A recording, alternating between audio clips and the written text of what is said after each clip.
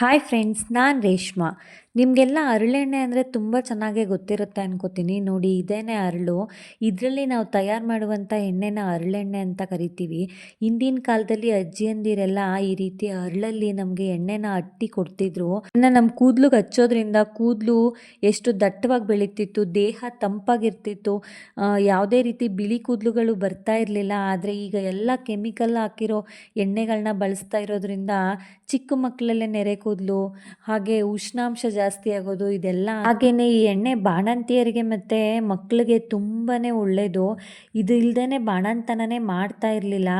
ಆದರೆ ಇವಾಗೆಲ್ಲ ಚೇಂಜ್ ಆಗಿರೋದ್ರಿಂದ ನಾವು ಅಟ್ಟಿರೋ ಎಣ್ಣೆ ಸಿಕ್ಕಿಲ್ಲ ಅಂದ್ರೂ ಅರಳನ್ನ ತೊಗೊಂಡೋಗಿ ಗಾಣಕ್ಕೆ ಕೊಟ್ಟರೆ ಈ ರೀತಿ ಎಣ್ಣೆನ ಮಾಡಿಕೊಡ್ತಾರೆ. ಅದನ್ನು ಯಾವ ಮೆಥಡಲ್ಲಿ ಬೇಯಿಸಬೇಕು, ನನ್ನ ಯೂಟ್ಯೂಬ್ ಚಾನಲಲ್ಲಿ ಲೆಂತಿ ವಿಡಿಯೋನ ಅಪ್ಲೋಡ್ ಮಾಡಿದ್ದೀನಿ. ನಿಮಗೆ ಇಂಟ್ರೆಸ್ಟ್ ಇದ್ದರೆ ಹೋಗಿ ಚೆಕ್ ಮಾಡಿ. ಈ ವಿಡಿಯೋ ನಿಮಗೆ ಇಷ್ಟ ಆದರೆ ಲೈಕ್ ಮಾಡಿ, ಶೇರ್ ಮಾಡಿ, ಸಬ್ಸ್ಕ್ರೈಬ್ ಮಾಡೋದನ್ನು ಮರಿಬೇಡಿ. Thank you all.